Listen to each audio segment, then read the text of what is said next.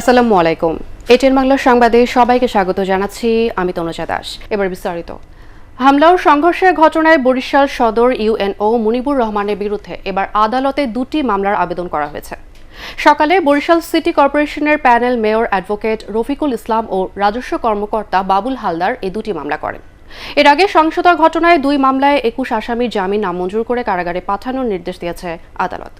বরিশাল প্রতিনিধির রিপোর্ট জানাচ্ছেন মনির হোসেন তপু।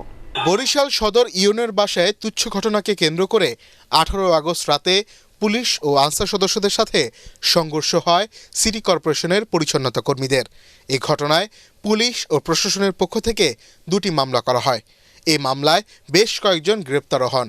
এবার উপজেলা নির্বাহী কর্মকর্তার বিরুদ্ধে আদালতে দুটি মামলার আবেদন করেন সিটি প্যানেল মেয়র ও রাজস্ব কর্মকর্তা। তাদের অভিযোগ, ইউএনও মুনিবুর রহমানের নির্দেশেই সেদিন আনসার সদস্যরা গুলি চালায়। তিনি অসৎ উদ্দেশ্যে এবং বরিশালের ভাবমূর্তি ক্ষুণ্ণ করার এবং কারো দ্বারা প্রভাবিত হইয়া সেখানে গুলি চালানোর নির্দেশ দিয়েছে এবং সে আনসারদের ছোড়া শত শত রাউন্ড গুলি আমাদের নেতা কর্মীদের গায়ে বিদ্ধ হয়েছে। এমনকি তিনজনের চোখও তারা একটি করে চোখ তারা চিরদিনের জন্য হারাতে বসেছে। না, এই কারণে আজকে ইউএনওকে এখানে হুকুমের আসামি করা হয়েছে এবং যারা গুলি ছুড়েছে সেই আনসারদেরকে আসামি করে মামলা দেওয়া হয়েছে। আমাদের পরিচয় পাওয়ার পরেও তারা আমাদের সাথে প্রথমত খারাপ বিহেভ করে এবং দেন ওই যে মামলার প্রধান আসামি ইউনো মহোদয় বরিশাল সদর উপজেলার মুনিবুর রহমান, ওনার নির্দেশে এট ফার্স্ট আমাদের উপর গুলি করা হয়। আমি সিটি কর্পোরেশনের যেহেতু স্বার্থ এখানে রক্ষা হয় না, আমাদের স্বার্থ অধিকার আদায়ের জন্য এবং একটা সুষ্ঠু সমাধানের জন্য আমি বাদী হয়ে মামলা করছি। আমরা যদি এখানে কোনো প্রতিকার না পাই তবে অবশ্যই আমরা উচ্চ আদালতে এর বিরুদ্ধে আইনি লড়াই করব। আবেদন গ্রহণ করে বিকেলে শুনানির জন্য রেখেছেন অতিরিক্ত chief metropolitan magistrate Masum Billah. এর আগে ইউএনওর বাসভবনে হামলা ও সংঘর্ষের ঘটনায় দায়ের করা দুটি মামলায় গ্রেপ্তার 21 আসামির জামিন নামঞ্জুর করেছে আদালত। এদিন আসামিদের কাউকেই আদালতে হাজির করা হয়নি। Bureau report, ATN Bangla.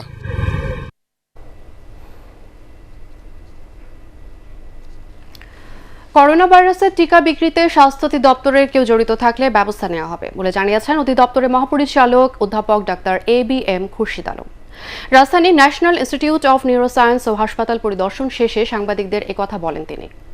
স্পর্শকাতর এই বিষয়টি গুরুত্ব দিয়ে তদন্ত করা হচ্ছে বলেও জানান তিনি। আরও জানাচ্ছেন আদ্দিন সজীব। রাজধানীর দক্ষিণখান এলাকার দরিদ্র পরিবার সেবা নামে একটি ক্লিনিকে অবৈধভাবে করোনা ভাইরাসের মডার্না টিকা বিক্রির অভিযোগে বুধবার প্রতিষ্ঠানটির মালিক বিজয় তালুকদারকে গ্রেফতার করে পুলিশ। এ সময় ক্লিনিক থেকে মডার্না টিকা পাওয়া যায়, সেগুলো জব্দ করা হয়। এ বিষয়টি গণমাধ্যমে প্রচারিত হওয়ার পর টনক নড়ে স্বাস্থ্য অধিদপ্তরের। সামাজিক যোগাযোগ মাধ্যমেও ব্যাপক আলোচিত হয় বিষয়টি। রাজধানীর আগারগাঁওয়ের একটি হাসপাতালে পরিদর্শনে এসে গণমাধ্যমের মুখোমুখি হন স্বাস্থ্য অধিদপ্তরের মহাপরিচালক ABM খুরশিদ আলম। তিনি জানান, বিষয়টি তারা তদন্ত করছেন, এর সাথে অধিদপ্তরের কেউ জড়িত থাকলে ব্যবস্থা নেওয়া হবে। আমাদের অধিদপ্তর বা আমাদের যারা টিকা দিয়েছিল ওখানে তাদের সাথে কোনো সম্পৃক্ততা আছে কিনা সেটা যদি সত্যি পাওয়া যায় তাহলে অবশ্যই তাদের বিরুদ্ধে আইন অনুযায়ী ব্যবস্থা নেওয়া। দেশের করোনা পরিস্থিতি কিছুটা উন্নতি হলেও শনাক্তের হার এখনও 16% বেশি। অধিদপ্তরের অতিরিক্ত মহাপরিচালক ডাক্তার সেভরিনা ফ্লোরা জানিয়েছেন, টিকা কেন্দ্র আরও শৃঙ্খল করতে বুথ সংখ্যা বাড়ানোর নির্দেশ দেওয়া হয়েছে। আমরা সবাই আন্তরিকভাবে চাই যে সঠিকভাবে সব মানুষের কাছে টিকা পৌঁছে যায়। এই সুযোগ যদি দুর্বৃত্তায়নের জন্য কোনো ব্যবহার করে থাকে কেউ, সেই দায়বদ্ধতা আসলে অধিদপ্তরে নয়। তবে আমরা সবসময় নিশ্চিত করতে চাই যে টিকা ব্যবস্থাপনা যাতে সুষ্ঠু থাকে এবং এটাতে যাতে সবাই সঠিকভাবে বিনামূল্যে টিকাটা পায়। তিনি জানান, স্বাস্থ্যবিধি না মানলে করোনা পরিস্থিতি আবার অবনতি হতে পারে। আদ্দিন সজীব, এটিএন বাংলা, ঢাকা। নানা জটিলতার কারণে করোনার টিকা বঞ্চিত বৃদ্ধাশ্রমে থাকা প্রবীণরা জাতীয় পরিচয়পত্র না থাকায় এবং শারীরিক অক্ষমতার কারণে কেন্দ্রে গিয়ে টিকা নিতে পারছেন না তারা। এই অবস্থান ঝুঁকিতে থাকা প্রবীণদের করোনা টিকা পেতে স্বাস্থ্য অধিদপ্তরের সহযোগিতা চেয়েছেন সংশ্লিষ্টরা। খলিলুর রহমান জুয়েলের তোলা ছবিতে আরও জানাচ্ছেন ইমদাদুল্লাহ বাবু। করোনা ভাইরাসের টিকা দেওয়ার ক্ষেত্রে বয়স্কদের অগ্রাধিকার দেয়া হলেও বৃদ্ধাশ্রমের বাস্তবতা ভিন্ন। ঝুঁকিতে থাকা এখানকার প্রবীণরা কেউই এখনো পাননি করোনার টিকা। বার্ধক্যজনিত কারণে নানা রোগে আক্রান্ত বৃদ্ধাশ্রমের এসব মানুষ, এর সাথে এখন তাদের পেয়ে বসেছে করোনা মহামারীর ভয়।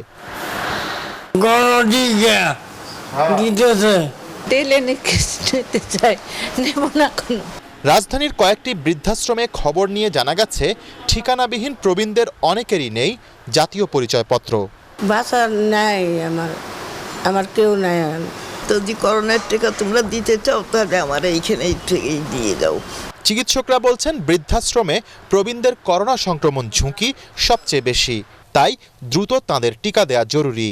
গবেষণা প্রমাণিত, জানেন যে যারা বয়স্ক পেশেন্ট আছে, যাদের ডায়াবেটিস, হাইপারটেনশন, কিডনি সমস্যা অথবা লাংসের সমস্যা আগে থেকে ছিল, তাদের ক্ষেত্রে ভ্যাকসিন দেওয়ার ফলে কিন্তু অনেকটাই তারা মৃত্যু ঝুঁকিটা বলতে গেলে একদমই কমে আসছে এবং তাদের হাসপাতালে যখন তারা মারাত্মক জটিল আকার ধারণ করে সেটা থেকে কিন্তু অনেকটাই তারা রেহাই পেয়েছে। বৃদ্ধাশ্রম কর্তৃপক্ষ বলছে এ বিষয়ে কয়েকবার স্বাস্থ্য অধিদপ্তরে যোগাযোগ করেও মেলেনি ইতিবাচক সাড়া। যখন সন্তানরা বা স্বজনরা রাস্তায় ফেলায় তখন কিন্তু তারা পরিচয় দিয়ে ফেলায় না, তো এরা তো অজ্ঞাত।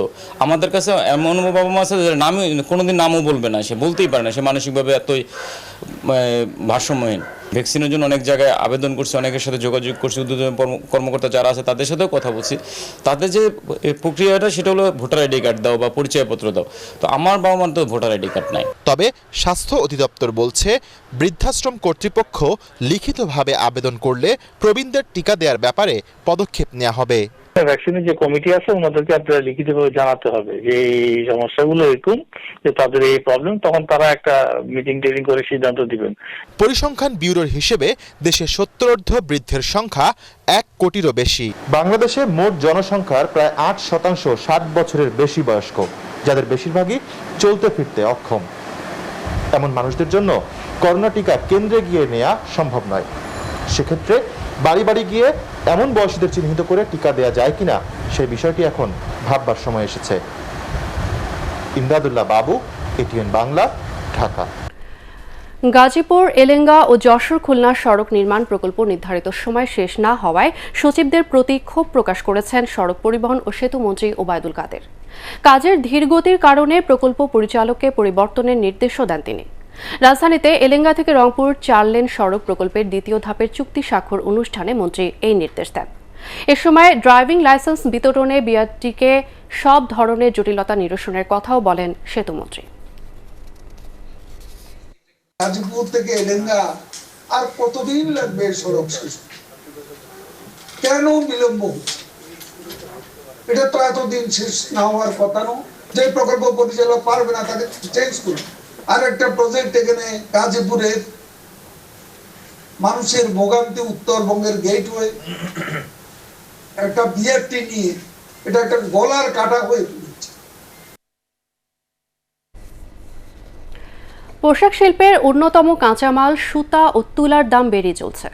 করোনা মহামারীর মধ্যে গত 9 মাসে সুতার দাম বেড়েছে 37% আর তুলার 47%। এতে বাড়ছে পোশাকের উৎপাদন ব্যয়। এই অবস্থায় কাঁচামালের মূল্য সমন্বয় করে বিদেশি ক্রেতাদের সাথে পণ্যের দর কষাকষির পরামর্শ দিয়েছেন বিশ্লেষকরা। আরও জানাচ্ছেন শারফুল আলম। পোশাক শিল্পের সবচেয়ে বড় কাঁচামাল সুতা। চলতি বছরের শুরু থেকে বিশ্ববাজারে সুতার দাম বাড়ছে। জানুয়ারিতে 30 কাউন্টের প্রতি কেজি সুতা $3.30 বিক্রি হয়। তখন গড়ে সুতার দাম বাড়ে 6 ভাগ।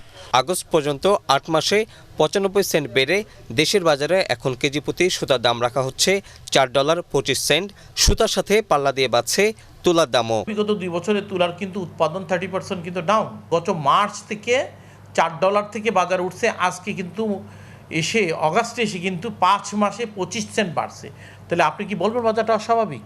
টেক্সটাইলের কোনো পণ্যের বাজার নির্ধারণ কিন্তু কোনো বায়ার এবং ক্রেতার নির্ধারণ করে, আন্তর্জাতিক বাজারে প্রাইসটা নির্ধারণ হয়ে থাকে। যেই কটনটা $3.70 ধরে নিয়েছি বা $4 ধরে নিয়েছি, আপনি 30 সেন্ট 50 সেন্ট যখন গ্যাপ থাকতেছে তখন কি হচ্ছে? তখন আমার টি শার্টের দাম জাস্ট ডাবল হয়ে গেছে। তাহলে কি হচ্ছে? কটনের দাম বাড়তে ফ্রেডের দাম 3 গুণ 4 গুণ হয়ে গেল। এই 3-4টা মিলে যে কস্টিং কাস্টমার দ্বারাই it's better to buy from Turkey then Europe market, Bangladesh market. BTM এর তথ্য অনুযায়ী ওভেনে 40 ও নিট কারখানায় 80% সুতা আসে দেশের স্পিনিং মিল থেকে, বাকিটা আমদানি নির্ভর। করোনা সংকট কাটিয়ে যখন পোশাক রপ্তানির অর্ডার বাড়ছে তখন সুতা ও তুলার দাম বাড়ায় উৎপাদন ব্যয় নিয়ে শঙ্কায় ব্যবসায়ীরা। আন্তর্জাতিক বাজারে দর কষাকষি করতে হবে, বিক্রেতা যারা কিনেন অন্যান্য পোশাক রপ্তানিকারক দেশের সাথে একত্র হয়ে যারা পোশাক আমদানি করে তাদের সাথে যৌথভাবে চাপ দেওয়া দরকার। যেখানে দাম বেড়েছে তোমরাই তো জানো, তো সুতরাং তাদের যেটা কিনবে সেইটাও বেশি দামে তাদের কেনা উচিত। মূল্য নিয়ন্ত্রণে স্থানীয় বাজারে যুক্তরাষ্ট্রের তুলার দামকে ভিত্তি করে সাময়িকভাবে তুলা ও সুতার সর্বোচ্চ দাম নির্ধারণ করেছে এই খাতের 3 ব্যবসায়ী সমিতি। শরফুল আলম, এটিএন বাংলা, ঢাকা। কথা সাহিত্যিক অধ্যাপক হাসান আজিজুল হকের চিকিৎসায় 5 সদস্যের মেডিকেল বোর্ড গঠন করা হয়েছে। বিষয়টি নিশ্চিত করেছেন বঙ্গবন্ধু শেখ মুজিব মেডিকেল বিশ্ববিদ্যালয়ের উপাচার্য ডাক্তার শারফুদ্দিন আহমেদ। এই হাসপাতালে বর্তমানে চিকিৎসাধীন আছেন হাসান আজিজুল হক। উন্নত চিকিৎসার জন্য হাসান আজিজুল হককে শনিবার রাতে বিএসএমএমইউতে ভর্তি করা হয়। নিউমোনিয়া থাকায় তাকে সাসপেক্টেড কোভিড জোনের 220 নম্বর কেবিনে ভর্তি করা হয়েছে। রোববার সকালে তার সিটি স্ক্যান করা হয়। ফরিদপুরের সার্বিক বন্যা পরিস্থিতির আরও অবনতি হয়েছে। গোয়ালন্দ পয়েন্টে পদ্মা নদীর পানি বিপদসীমার 49 সেন্টিমিটার উপর দিয়ে প্রবাহিত হচ্ছে। এতে জেলার সদর উপজেলার 3টি ইউনিয়নের পানিবন্দী গ্রাম ও পরিবারের সংখ্যা বাড়ছে। পানি বাড়ায় দেখা দিয়েছে ভাঙন। সিরাজগঞ্জে যমুনা নদীর পানি আরও বৃদ্ধি পেয়ে বিপদসীমা এখন ছুঁই ছুঁই। গত 24 ঘন্টায় যমুনা নদীর পানি আরও 12 সেন্টিমিটার বৃদ্ধি পেয়েছে। জেলার চরাঞ্চল ও নিম্নাঞ্চলের আরও নতুন নতুন এলাকা প্লাবিত হচ্ছে। বসতবাড়ি, রাস্তাঘাট ও ফসলি জমিতে পানি ওঠায় বিপাকে বন্যা কবলিতরা। অনেকেই বসতবাড়ি রেখে অন্যত্র আশ্রয় নিতে শুরু করেছেন। বন্যা কবলিত এলাকাগুলোতে এখনও শুরু হয়নি ত্রাণ তৎপরতা। উজানের ঢলে কুড়িগ্রামে ধরলা নদীর পানি বৃদ্ধি পেয়ে সেতু পয়েন্টে বিপদসীমার 7 সেন্টিমিটার উপর দিয়ে প্রবাহিত হচ্ছে। পানি বৃদ্ধি অব্যাহত রয়েছে তিস্তা, ব্রহ্মপুত্র, দুধকুমার সহ সবগুলো নদীতে। এদিকে নাটোরের লালপুরে বন্যা পরিস্থিতি অপরিবর্তিত রয়েছে। লালপুর সদর, বিলমারিয়া ও ঈশ্বরদী ইউনিয়নের চর ও নিম্নাঞ্চলের অনেকেই নিরাপদ আশ্রয়ে চলে যাচ্ছেন। এবারে ইস্পাহানি শেয়ারবাজার সংবাদ।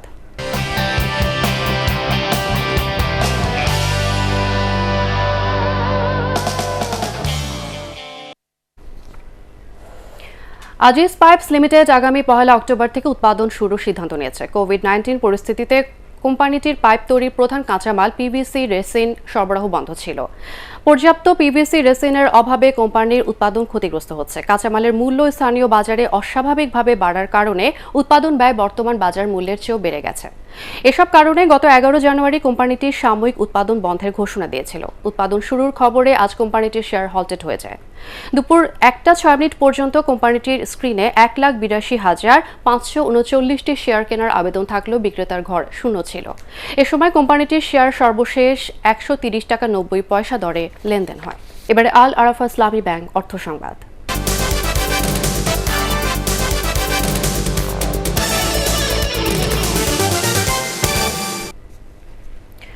পাটের রাজধানী ফরিদপুরে কমেছে পাটের আবাদ। করোনা ভাইরাসের কারণে মৌসুমের শুরুতেই শ্রমিক সংকট দেখা দেয়।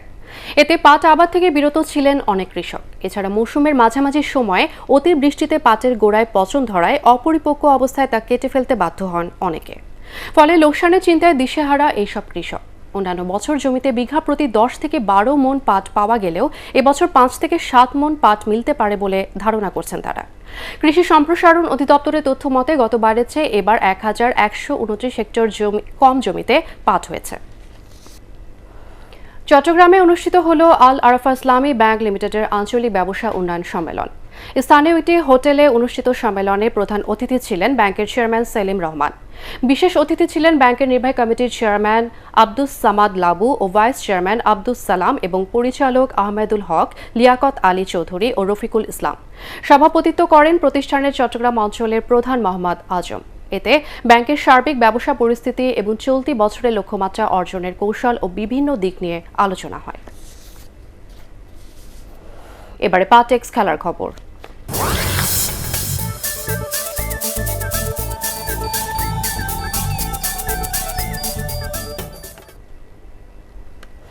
ইংলিশ প্রিমিয়ার লিগে জয় পেয়েছে ম্যানচেস্টার সিটি এবং লিভারপুল। ইতালিয়ান লিগ সিরিয়েতে জয় দিয়ে মৌসুম শুরু করেছে বর্তমান champion inter Milan.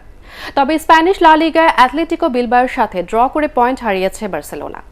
European club footballer report করছেন এস এম আশরাফ। জ্যাক গ্রিলিশকে ঘিরে ইত্তিহাদ স্টেডিয়ামে দর্শকদের কৌতূহল। তার মাঝে এমন কি খুঁজে পেলেন পেপ গার্দিওলা, যার জন্য খরচ করেছেন 100 মিলিয়ন ইউরো। অবশেষে ভাগ্যের ছোঁয়ায় 22 মিনিটে ক্লাবের হয়ে গোলের খাতা খুললেন গ্রিলিশ। তবে ম্যাচ শেষে পেপ গার্দিওলার কথাতেই পরিষ্কার, গ্রিলিশ নন, গ্যাব্রিয়েল জেসুসের পারফরমেন্সে তাকে বেশি সন্তুষ্ট করেছে। গ্রিলিশের পর পল স্টার্লিং এর দেয়া চতুর্থ গোলটিতেও অবদান ছিল ব্রাজিলিয়ান তারকার। 5-0 ব্যবধানে জয়ের পথে সিটির প্রথম গোলটি আত্মঘাতীতে পাওয়া, বাকি 2 গোল লাপোর্তে এবং রিয়াদ মেহরাজের। বার্নলির বিপক্ষে লিভারপুলের 2-0 ব্যবধানে জয়ের পথে প্রথম গোলটি করেন দিয়েগো জোতা। 18 মাস পর অ্যানফিল্ডে গ্যালারি ভর্তি দর্শকের সামনে দ্বিতীয় গোলটি সাদিও মানের। অন্যদিকে সিরি এতে জেনুয়ার বিপক্ষে নিজেদের মাঠ সান সিরোতে 6 মিনিটে ইন্টার মিলানকে লিড এনে দেন মিলান স্ক্রিনিয়ার। প্রথমার্ধে প্রতিপক্ষের জালে বল পাঠান হাকান কালহানাগলু। 4-0 ব্যবধানে জয়ের পথে আর্তুরো ভিদাল এবং এডিন জেকো গোল উৎসবে মাতেন। তবে লা লিগায় হতাশ হয়ে মাঠ ছাড়তে হয় বার্সেলোনাকে। অ্যাথলেটিকো বিলবাওর বিপক্ষে দ্বিতীয়ার্ধের 5 মিনিটের মধ্যে ইনিগো মার্টিনেজের গোলে পিছিয়ে পড়ে কাতালানরা। 75 মিনিটে মেম্ফিস ডিপাই সমতা এনে দলকে পরাজয়ের হাত থেকে রক্ষা করেন। এরপর ইনজুরি সময়ে লাল কার্ড দেখে মাঠ ছাড়েন Barca footballer Eric Garcia. SM Ashraf, ATN Bangla. আর এই ছিল এখনকার সংবাদ। আমাদের এটিএন বাংলার সংবাদ ইউটিউবে দেখতে ব্রাউজ করুন youtube/ATN বাংলা নিউজ। দর্শক, করোনা ভাইরাস থেকে নিজেকে সুরক্ষিত রাখতে মাস্ক পরুন এবং বারবার হাত পরিষ্কার করুন। আমাদের সাথে থাকার জন্য ধন্যবাদ।